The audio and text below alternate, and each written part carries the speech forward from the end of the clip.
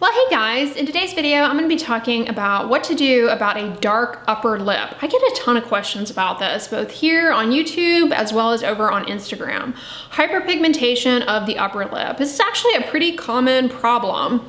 Dark discoloration, almost looks like a mustache, but it's hyperpigmentation, and also can happen on the corners of the mouth. What does it due to? It can be due to a variety of things, but probably the most common, as with all forms of hyperpigmentation, is going to be, unfortunately, sun exposure. Sun exposure, your upper lip sees a lot of sun exposure. If you think about it, just the direction of how rays hit on your skin, you have a lot more real estate of the upper lip exposed to those UV rays. And that's one reason. The other reason, though, is that it's actually hard to keep sunscreen on your upper lip. I mean, sun protection is super key in preventing this, but like, it's one of the most difficult locations to keep sunscreen on, because think about it, you're always, wiping your face inadvertently. Maybe your nose runs a little bit, you wipe your nose, ends up wiping your upper lip. With eating, drinking, wiping your mouth with a napkin, sweat, it's just really hard to keep sunscreen on your upper lip. So being really mindful about reapplying it is super important, not only for preventing this, but for fading it. Sunscreen is key. But it's not just the UV from the sun. Also, if you have a medium to deep skin tone, another type of light that can contribute to this is visible light in the blue range. The propigmenting wavelengths of visible light, they're called, can definitely drive persistent hyperpigmentation, especially in people who have medium to deep skin tones. So protecting your skin from the sun with a zinc oxide sunscreen can protect against those propigmenting wavelengths of visible light as well. Or using either a tinted makeup, isn't all makeup tinted, makeup, or a tinted sunscreen also can help protect against those propigmenting wavelengths of visible light. Specifically, it's the ingredient iron oxides that has been shown to protect against those. Now, the majority of visible light comes from the sun, but remember, both the ultraviolet radiation as well as the visible light, they come through window glass, so we're exposed to them indoors. So that's yet another reason why it's so important to wear sunscreen every day, including when you're indoors, and reapply it, especially on your upper lip where it's prone to rubbing off. And of course, sunscreen is never enough when it comes to sun protection. Wearing a broad brimmed hat can also help, because you get some of that coverage, although be mindful that sun can be reflected up off of surfaces onto the underside of your face, including your upper lip. So the hat is not enough. You've got to have sunscreen still and reapply the sunscreen, but the two together is much better than either alone. Hormones related to pregnancy, breastfeeding, birth control, these can all influence pigmentation in our skin and cause a condition called melasma. And melasma often can occur on the upper lip. And melasma is really stubborn. It's really hard to fade. Often you need laser treatments and in-office treatments in combination with prescription topicals. So stuff that you buy over the counter, it might help melasma, but it's not ever really going to fade it completely, and it often can come back. So melasma is driven by hormones as well as UV, but the other thing that drives melasma and hyperpigmentation is heat. A lot of people might not realize that heat is a factor in melasma. So if you are somebody like myself who likes to drink a lot of hot beverages, you might want to try, drinking them through a straw or backing off on that, because heat can dilate the blood vessels in the skin and contribute to melasma through a vasodilatory effect. And so that's another thing to try and be mindful of, is heat exposure can aggravate it. The other thing that can aggravate both melasma as well as just really any type of hyperpigmentation is stuff that's irritating. Probably some of the most irritating things that come in contact with the skin around the upper lip are a lot of spices and foods, things like cinnamon, cumin, turmeric. These can be actually very irritating on the skin. If you drink hot beverages that have these ingredients in them, then you have the heat, the steam, then the ingredients can condense and settle on your skin. That actually can cause enough irritation to to play a role in the hyperpigmentation. So there are a few factors at play in hyperpigmentation on the upper lip and around the mouth. And any one or a combination of these may be what's going on with your hyperpigmentation. What can you do about it? Well, what I already hopefully emphasized to death at this point is protecting your skin from the sun. That's key not only for preventing this, but for fading it. It won't go away if you don't protect your skin from the sun. You've got to reapply the sunscreen several times a day. If you're sitting indoors all day, try and reapply it. Try and apply sunscreen at least 3 times a day. You know, once in the morning, once in the afternoon, once in the evening. That way you've at least put it on 3 times a day and reapplied it. You know, that's a recommendation. If you are outside though, apply it every 2 hours. If you are outside and you go swimming and get in the water, apply it as soon as you get out of the water because it rubs off. But beyond sun protection, there are ingredients that help fade hyperpigmentation. And I'm gonna talk about the ingredients and some of the products that I'm gonna recommend for you guys. There are tons of good ingredients that are useful for fading hyperpigmentation. They work by either inhibiting how melanin pigment gets transferred to neighboring cells, or they inhibit the enzyme tyrosinase that's responsible for melanin production, or they inhibit some of how melanin gets packaged and moved around. So they work on a few different aspects of the pathways behind hyperpigmentation. And this is a case where using multiple ingredients can be more beneficial than using one ingredient alone. I recommend selecting products that have a few ingredients that fight hyperpigmentation as opposed to using multiple different products, each with one ingredient.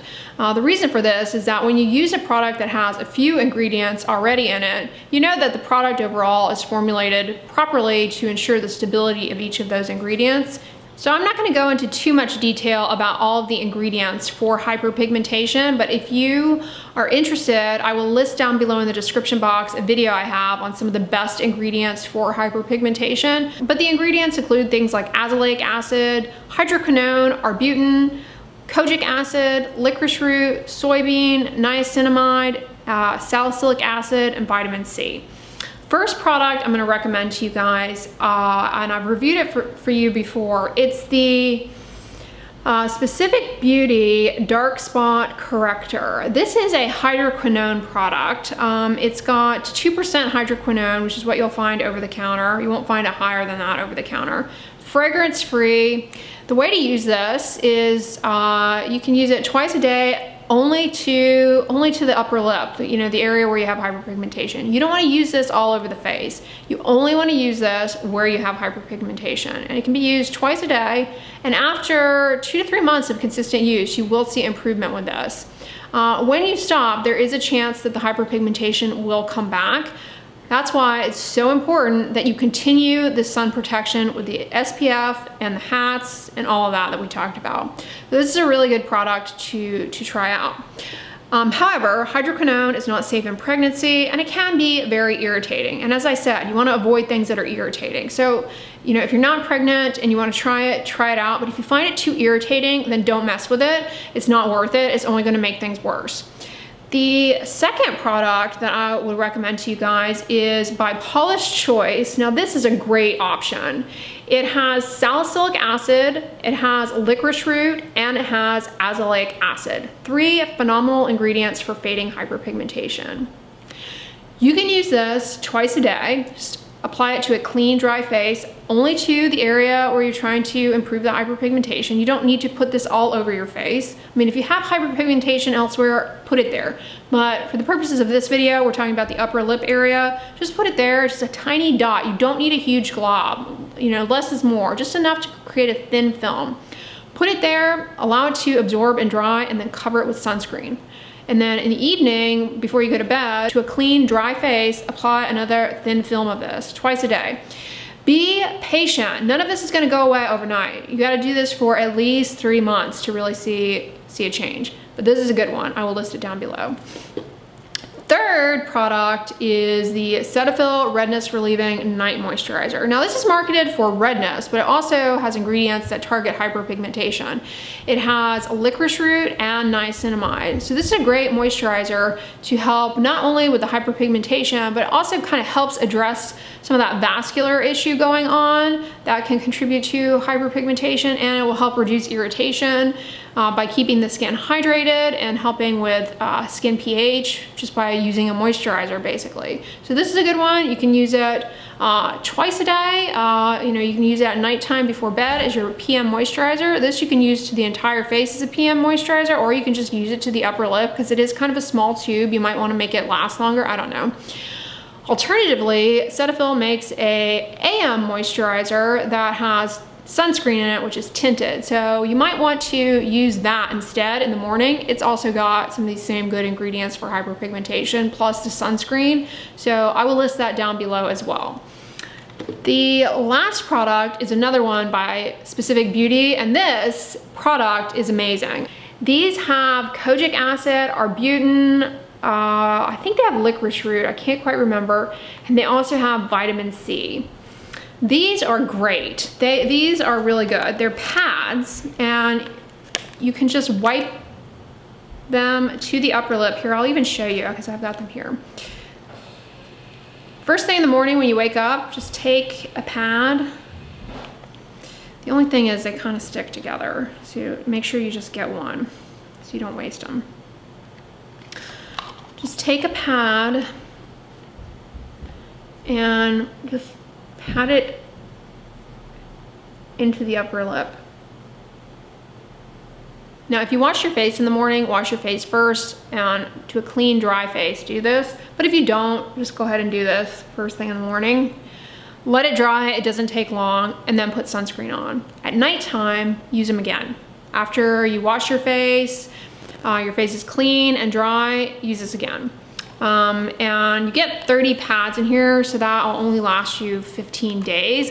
But truthfully, you can take this pad, if you're just using it to the upper lip, you can take this pad, the one that you used in the morning, you can put it in, don't put it back in the container, put it in like a little Ziploc bag, and there's enough in here that you can use it again at night. So it'll last you 30 days. You don't need to use a fresh one each time. So long as you're using it, on clean skin. It should be fine. Yeah, these Specific Beauty products are really good. They were created by Dr. Heather Woolery Lloyd. She is a fantastic dermatologist from Miami who specializes in skin of color, and she does a lot with hyperpigmentation. She sees a lot of patients who deal with melasma and various forms of hyperpigmentation. So her line is very good. You can get it at Target. It's pretty affordable. I think, for the quality of what you get. These are really good products. That's what I can tell you about hyperpigmentation around the mouth and the upper lip area. Take home points: protect your skin from the sun and visible light from the sun and the pro-pigmenting wavelengths, aka wear a sunscreen. Tinted sunscreens can help with those pro-pigmenting wavelengths. Even foundation can help with those. Wear a hat, don't sunbathe. Be mindful that you're still getting these wavelengths through window glass, including when you drive in the car. And like I said, wear a hat. Then be mindful of stuff that you consume that might be irritating or create heat on the skin that drives hyperpigmentation. Consider seeing a dermatologist early though, if you are developing some hyperpigmentation. The earlier you see a derm, the better chances you have of it being under good control. We can do things like laser treatment, chemical peels, procedures that can help you not have to deal with this as long term. Try and avoid irritating things, irritating skincare products, foods, fruits especially. I love eating mango like off of the pit, love it, but it will just create irritation like none other around my mouth. I can't do it. And again, with the hot beverages, make sure that, try and dial back on that.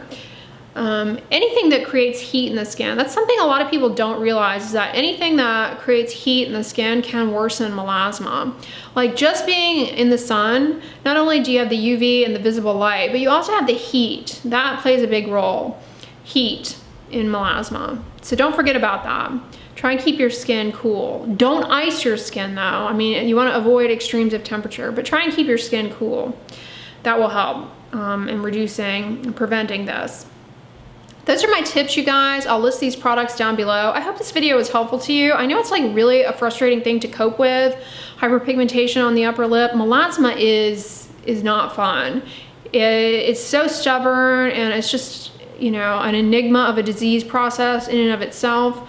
So if you're coping with it, you know, my heart goes out to you. I really hope these tips are helpful. And if you like this video, give it a thumbs up, share it with your friends. And as always, don't forget, sunscreen and subscribe. I'll talk to you guys tomorrow. Bye.